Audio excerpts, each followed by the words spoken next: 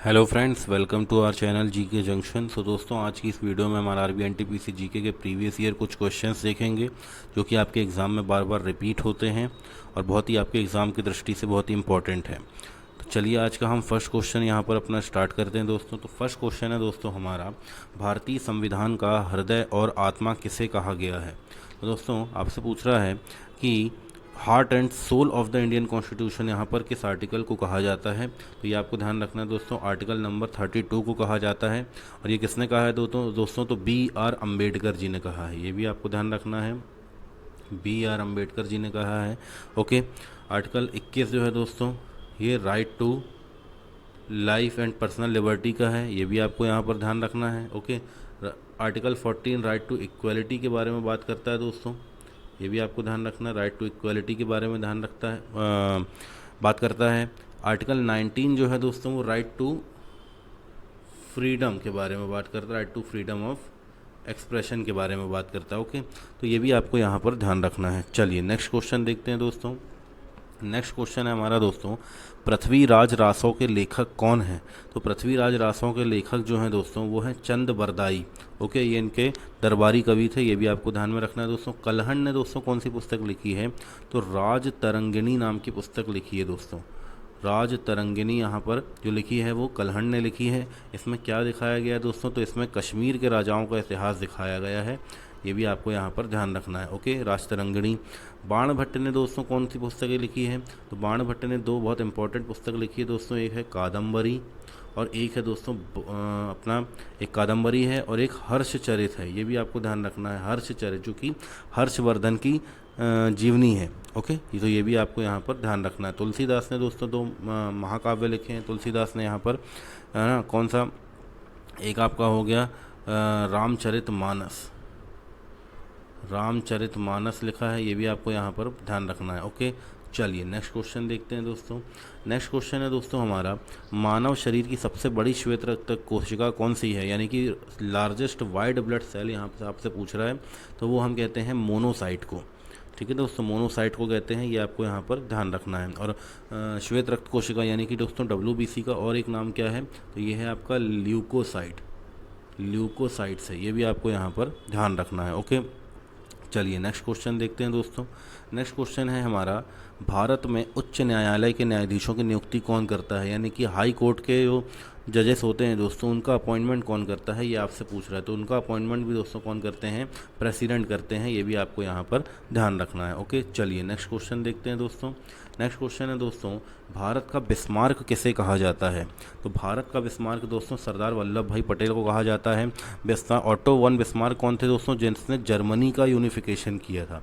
Okay, तो Germany का unification करने वाले को हम क्या कहते हैं दोस्तों, बिस्मार्क कहते हैं। वैसे ही दोस्तों सरदार पटेल ने भी 562 से ज़्यादा रियासतों को यहाँ पर क्या किया था, मिलाया था भारत में, इसीलिए इनको भारत का बिस्मार्क कहा जाता है। ओके, चलिए नेक्स्ट क्वेश्चन देखते हैं दोस्तों हम। नेक्स्ट क्वेश्चन है दोस्तों हमारा, ओजोन परत मुख्य रूप से किस मंडल में पाई जाती है। ओके, यानी कि ओजोन लेयर कौन सी लेयर में पाई जाती है, ये आपसे पूछ रहा है। तो दोस्तों ओजोन लेयर जो है हमारी वो पाई जाती है स्ट्रेटोस्फेयर में, यानी कि समताप मंडल में। देखिए दोस्तों, सबसे पहले जो आपका रहेगी वो ट्रोपोस्फेयर रहेगा, फिर स्ट्रेटोस्फियर रहेगी दोस्तों, फिर मीजोस्फियर रहेगी दोस्तों, फिर थर्मोस्फियर या आयोनोस्फियर रहेगी दोस्तों, और उसके बाद आपकी रहेगी एक्सोस्फियर। ओके, तो ये कुछ आपको यहाँ पर ध्यान रखना है, जिसमें से समताप मंडल यानी कि स्ट्रेटोस्फेयर जो है यहाँ पर ओजोन लेयर पाई जाती है। ओजोन का फॉर्मूला क्या होता है दोस्तों, O3 होता है। 16 सितंबर को हम दोस्तों क्या मनाते हैं, ओजोन दिवस मनाते हैं, यानी ओजोन डे मनाते हैं। ये भी आपको यहाँ पर ध्यान में रखना है। ओके, और दोस्तों मौसम संबंधी जितनी भी एक्टिविटीज़ होती हैं वो हमारी ट्रोपोस्फियर में होती है। ये भी आपको ध्यान रखना है। और स्ट्रेटोस्फियर में हमारे जो जहाज़ होते हैं दोस्तों वो उड़ते हैं। ओके, चलिए नेक्स्ट क्वेश्चन देखते हैं फिर हम। नेक्स्ट क्वेश्चन जो है दोस्तों हमारा, भारत का पहला जैव मंडल रिजर्व यानी बायोस्फीयर रिजर्व पूछ रहा है दोस्तों आपसे, तो वो है नीलगिरी में। ओके, नीलगिरी में यहाँ पर बनाया गया था। ये भी आपको ध्यान में रखना है, बायोस्फीयर रिजर्व जो है पहला। नेक्स्ट क्वेश्चन देखते हैं दोस्तों। नेक्स्ट क्वेश्चन है आपका पंचशील सिद्धांत। तो पंचशील सिद्धांत जो है दोस्तों ये किन दो देशों के बीच समझौते से संबंधित है, तो वो इंडिया और चाइना के बीच में संबंधित है दोस्तों। पंचशील सिद्धांत 1962 में इंडिया की चाइना की वॉर हुई थी, उसके बाद ये सिद्धांत जो है वो अपनाए गए थे। ठीक है, ये भी आपको यहाँ ध्यान रखना है। चलिए नेक्स्ट क्वेश्चन देखते हैं फिर हम। नेक्स्ट क्वेश्चन है दोस्तों हमारा, भारतीय संविधान की प्रस्तावना में गणराज्य का यानी रिपब्लिक का मतलब पूछ रहा है दोस्तों। देखिए, रिपब्लिक का मतलब होता है दोस्तों किसी भी कंट्री का जो हेड होगा, है ना, किसी भी कंट्री का जो हेड होगा, हेड ऑफ द स्टेट होगा, वो इलेक्टेड होगा। ठीक है, हेड ऑफ द स्टेट जो है वो दोस्तों इलेक्टेड होगा, तो यहाँ बी जो है आपका वो आंसर हो जाएगा। फेडरल गवर्नमेंट का मतलब क्या होता है दोस्तों, एक स्ट्रॉन्ग सेंट्रल गवर्नमेंट होती है। स्ट्रॉन्ग तो नहीं बोल सकते, फेडरल का मतलब सीधे सेंट्रल गवर्नमेंट होगी, और उसकी जो स्टेट गवर्नमेंट्स होगी उनकी अपनी अलग गवर्नमेंट, यानी कि दोस्तों जो आपकी शक्तियाँ होती है, पावर्स होती है, वो सेंट्रल गवर्नमेंट और स्टेट गवर्नमेंट और लोकल गवर्नमेंट में यहाँ पर बटी होती है, वो फेडरल गवर्नमेंट होती है। ओके, हेरिडिटरी रूलर में दोस्तों यानी कि वंशानुगत शासन कहते हैं इसको, ये इसको मोनार्की भी कह सकते हैं। राजा का बेटा राजा बनेगा, ये वाला सिस्टम है, यानी राजा का बेटा ही जो है वो राजा बनता जाएगा, हेड ऑफ स्टेट रहेगा। और पार्लियामेंट्री गवर्नमेंट यानी संसदीय शासन जो आज हमारे यहाँ है दोस्तों, है ना, हमारे यहाँ कौन सा है, पार्लियामेंट्री गवर्नमेंट है, ये भी आपको यहाँ पर ध्यान रखना है। ओके, चलिए नेक्स्ट क्वेश्चन देखते हैं दोस्तों। नेक्स्ट क्वेश्चन है हमारा, माइकोलॉजी किसका अध्ययन है, तो माइकोलॉजी जो है दोस्तों वो हमारा है फंजाई का। ठीक है, यानी कि फंगस का है, ये भी आपको यहाँ पर ध्यान रखना है। वायरोलॉजी किसका है, वायरस का है। ओके, चलिए नेक्स्ट क्वेश्चन देखते हैं दोस्तों। नेक्स्ट क्वेश्चन हमारा, भारत में पहली रेलगाड़ी कब चली थी, तो भारत में पहली रेलगाड़ी चली थी दोस्तों 1853 में, और ये कहाँ से कहाँ दोस्तों, तो बॉम्बे से ठाणे के बीच में, यानी मुंबई जो है वो मुंबई से ठाणे के बीच में यहाँ पर चलाई गई थी, है ना, ये भी आपको यहाँ पर ध्यान रखना है। और उस समय कौन था भारत का वाइसरॉय कौन सा दोस्तों, तो डलहौजी। ओके, ये भी आपको यहाँ पर ध्यान रखना, डलहौजी के टाइम पर ये पहली ट्रेन जो है वो चलाई गई थी। ओके, चलिए नेक्स्ट क्वेश्चन देखते हैं दोस्तों। नेक्स्ट क्वेश्चन है हमारा, दास वंश का यानी स्लेव डायनेस्टी का फाउंडर कौन था, ये आपसे पूछ रहा है। तो दोस्तों स्लेव डायनेस्टी का फाउंडर कुतुबुद्दीन ऐबक था। ये आपको मालूम है कि ये मोहम्मद गौरी का दोस्तों ये स्लेव था, और मोहम्मद गौरी ने इसको यहाँ पर शासन करने के लिए छोड़ा था। तो इसी ने दोस्तों स्लेव डायनेस्टी की शुरुआत करी, और कह सकते हैं कि दिल्ली सल्तनत की शुरुआत भी दोस्तों कुतुबुद्दीन ऐबक ने ही करी थी। ओके, चलिए ये फाउंडर तो माना जाता है। ओके, अच्छा, एक मिनट दोस्तों, यहाँ क्या पूछ रहा है आपसे, यहाँ रियल फाउंडर पूछ रहा है। तो देखिए दोस्तों, अगर फाउंडर की बात करी जाएगी तब तो कुतुबुद्दीन ऐबक हो जाएगा, लेकिन अगर रियल फाउंडर आपसे पूछे दोस्तों तो वो इल्तुतमिश कहलाता है। इल्तुतमिश दोस्तों कुतुबुद्दीन ऐबक का दामाद था। ठीक है, ये आपको ध्यान रखना है, इसका दामाद था इल्तुतमिश। इसी ने दोस्तों इक्ता प्रणाली स्टार्ट करी थी। इक्ता प्रणाली जो है दोस्तों वो किसने स्टार्ट करी थी, तो वो करी थी इल्तुतमिश ने। ओके, इल्तुतमिश की बेटी थी रजिया सुल्तान, जो कि दिल्ली सल्तनत की पहली महिला शासिका बनी थी। ठीक है दोस्तों, ये भी आपको यहाँ पर ध्यान रखना है। चलिए नेक्स्ट क्वेश्चन देखते हैं फिर हम। नेक्स्ट क्वेश्चन है दोस्तों आपका, भारतीय रिजर्व बैंक का प्रतीक चिन्ह। अब देखते हैं दोस्तों, भारतीय रिजर्व बैंक का जो एम्बलम होता है उसमें आपका दिखाया गया है वो क्या है, टाइगर है। ओके, चलिए नेक्स्ट क्वेश्चन देखते हैं फिर। नेक्स्ट क्वेश्चन जो है दोस्तों हमारा वो है, रक्त का थंका जमाने में कौन सा विटामिन सहायक है, तो विटामिन के है। ओके, इसका नाम क्या होता है, फिलोक्विनिन होता है। ओके, ये भी ध्यान रखना है आपको, विटामिन के। विटामिन डी का क्या होता है दोस्तों, कैल्सीफेरोल। इसकी कमी से क्या होता है दोस्तों, कैल्सीफेरोल की कमी से आपका जो हड्डियाँ होती है वो कैल्शियम एब्जॉर्ब नहीं कर पाती है। ओके, विटामिन ए का नाम क्या होता है, रेटिनॉल से आप याद रख सकते हो रतौंधी रोग विटामिन ए की कमी से होता है। और विटामिन सी जो है दोस्तों, इसका कमी से जो रोग होता है वो होता है स्कर्वी, और इसका नाम जो होता है वो होता है एस्कॉर्बिक एसिड। ओके, तो ये भी आपको यहाँ पर थोड़ा सा ध्यान रख लेना है। ओके, चलिए नेक्स्ट क्वेश्चन देखते हैं फिर हम दोस्तों।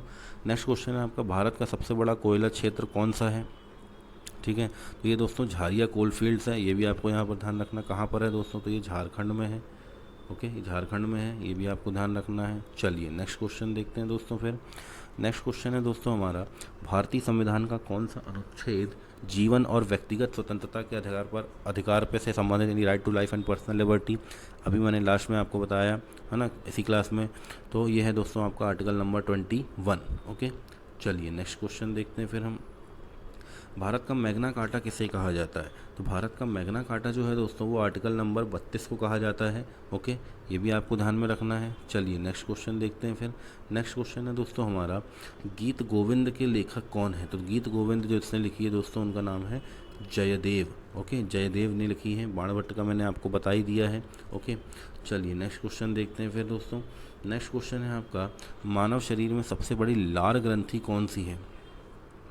सबसे बड़ी लार ग्रंथि के बारे में आपसे पूछ रहा है दोस्तों। तो सबसे बड़ी आपकी लार ग्रंथि जो है, तो ये है दोस्तों आपकी पैरोटिड ग्रंथि। ओके, पैरोटिड ग्रंथि यहाँ पर आपको ध्यान रख लेना है। ओके, चलिए नेक्स्ट क्वेश्चन देखते हैं फिर हम।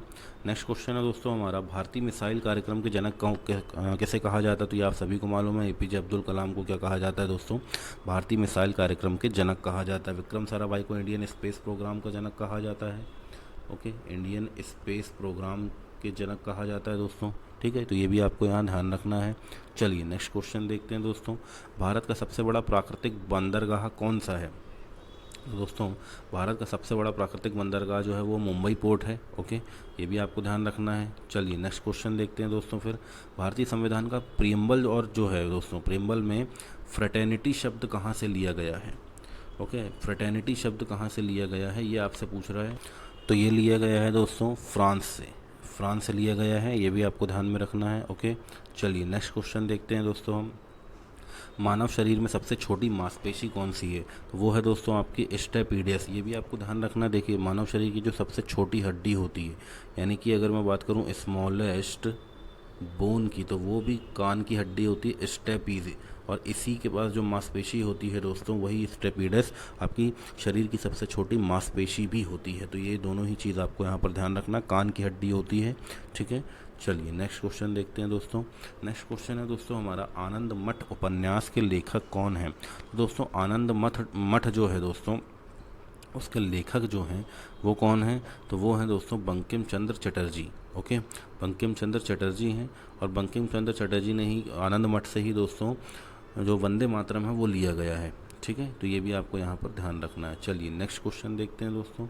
नेक्स्ट क्वेश्चन है हमारा, भारतीय संविधान में आपातकालीन संबंधी प्रावधान कहाँ से लिए गए हैं? तो ये दोस्तों जर्मनी से लिए गए हैं। ओके, ये भी ध्यान रखना है आपको। कौन कौन से हैं? 352, 356 और 360। 352 में क्या है दोस्तों? नेशनल इमरजेंसी है, और ये इसमें स्टेट इमरजेंसी, यानी कि इसको हम प्रेसिडेंट रूल भी कह देते हैं 356 को, और ये है दोस्तों हमारी फाइनेंशियल इमरजेंसी। ठीक है, तो ये भी 3 आर्टिकल इंपॉर्टेंट आपको यहाँ पर ध्यान में रखने हैं दोस्तों। ओके, तो ये थी हमारी आज की क्लास। तो आप बताइएगा कि आपको ये वीडियो कैसी लगी। ओके, और अगर आपने हमारा चैनल अभी तक सब्सक्राइब नहीं किया है तो कृपया हमारा चैनल सब्सक्राइब कर दें, ताकि आगे आने वाली अच्छी वीडियोस जो हैं उनका नोटिफिकेशन आपको टाइम टाइम पर मिलता रहे।